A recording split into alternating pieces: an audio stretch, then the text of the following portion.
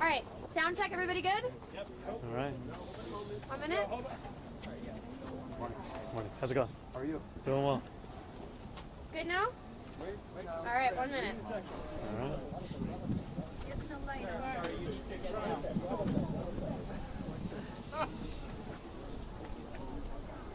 Don't touch me.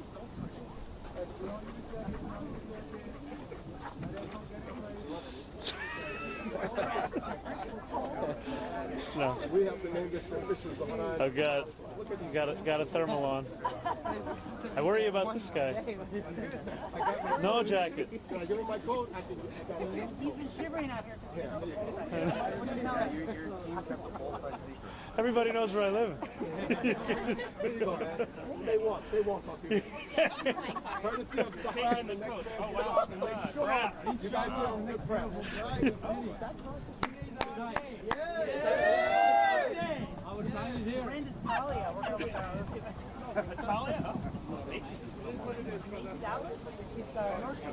All right, are we ready, everyone? Let's go. Keep that boom mic down. You gotta bring that down. All right. We're doing a final. This is your final opportunity before we begin. Good morning, everyone. Good morning. Today is Election Day. It is a day that we have been dreaming of for more than a year. And as much as things have changed over the course of this campaign, in many ways it is the same campaign we launched on October 23rd. A campaign that looks to transform the most expensive city in the United States of America into one that's affordable for each and every person that calls it home.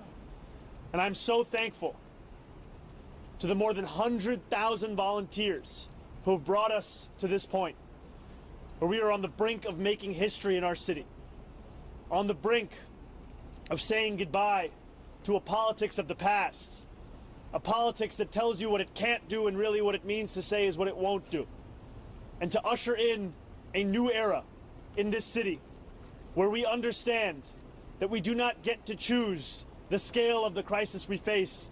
We simply get to choose the manner in which we respond. And it is time to finally respond with the urgency that New Yorkers deserve. An urgency that reckons with these same New Yorkers having had to face rent hike after rent hike, year after year. These same New Yorkers having to wait for buses that never come. These same New Yorkers that have to move out of this city when they want to raise a family. And these same New Yorkers who have grown tired of going on Street Easy to find apartments in Jersey City because that's the only place they could consider affording. It is time now for a new day in our politics. And it is an honor and a privilege to be a part of a movement that has fought every single day to bring that day forward. And today, we have until 9 p.m. to say that our time has come. Thank you very much. All right, we'll take some questions. How important is margin of victory tonight in terms of what you would say is your mandate to get these affordable housing, free buses, and all the other initiatives passed? I believe that victory is a mandate in and of itself. All right, yeah, go ahead, Zach. Mr. Mamdani, why did you choose to vote in person today instead of voting early? You know, I wanted to make sure that I took every opportunity to speak to New Yorkers across the 5 boroughs throughout the duration of early voting, and it was a joy to vote alongside my wife this morning. On number Yeah, all right, we'll go here. on Chris, ballot go ahead. question number 4. Yes. There's been some concern that would empower the mayor too much when it comes to housing construction.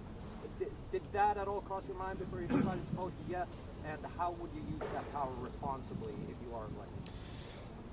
That is a power, like all mayoral power, that must be used to deliver for New Yorkers. And I am looking forward to working alongside the City Council in delivering the kind of investments that so often communities have been denied, and to finally ensure that we understand the strength of this city be measured by the neighborhoods furthest from City Hall, not by the ones just closest.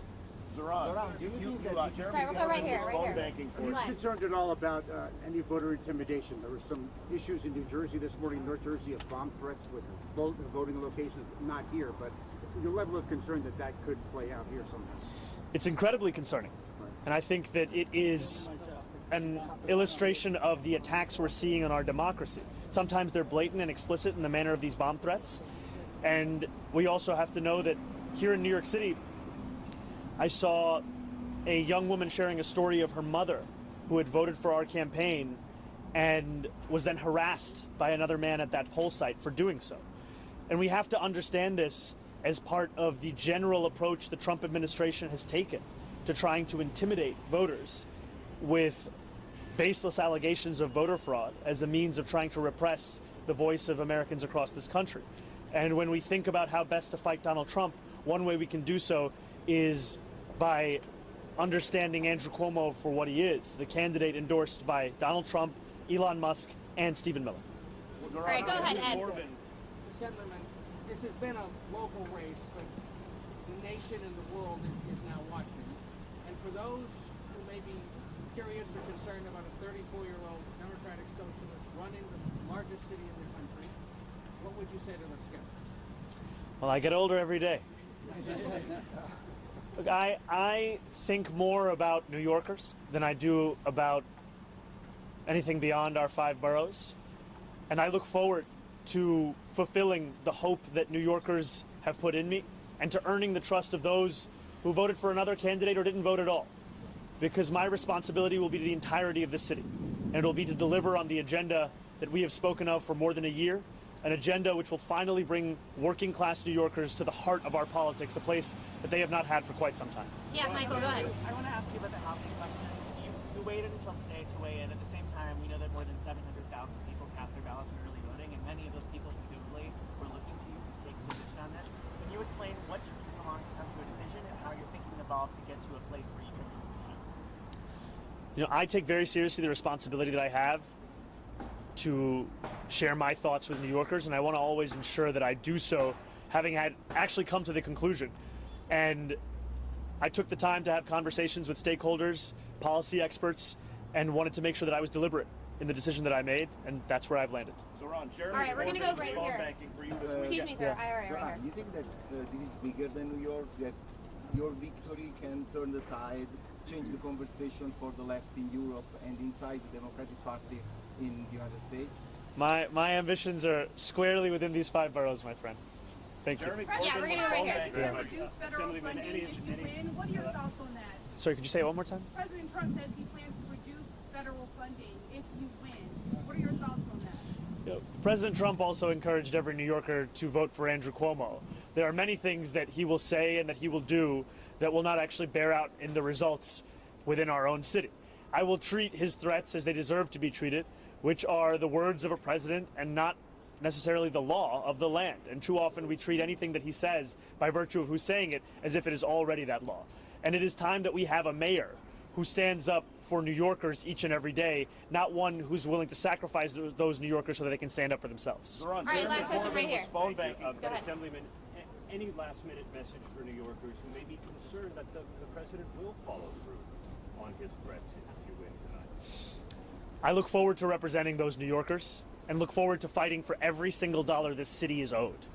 What we see in the language of Donald Trump is a premise as if it is his decision on whether or not to fund a city the very money that this city is owed. And I look forward to utilizing every single tool at my disposal as the next mayor of this city to fight for the people of it.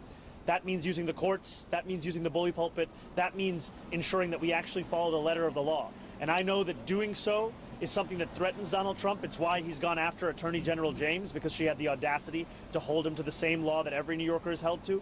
But I will not be intimidated by this president. I will not be intimidated by anyone, because my job here is to serve the people of the city. Thank you guys so much. Take a lot of cities. Thank you, Mamdani. All right.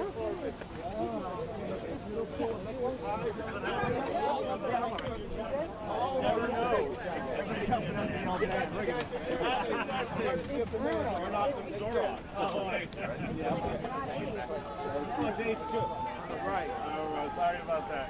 Yeah. How are you good?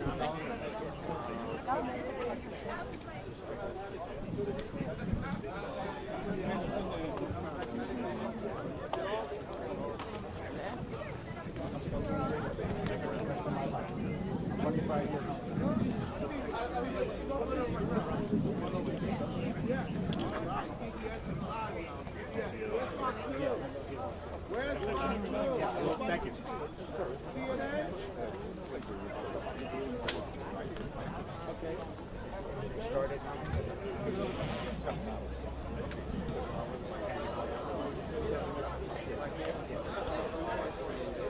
I would think so. Yeah.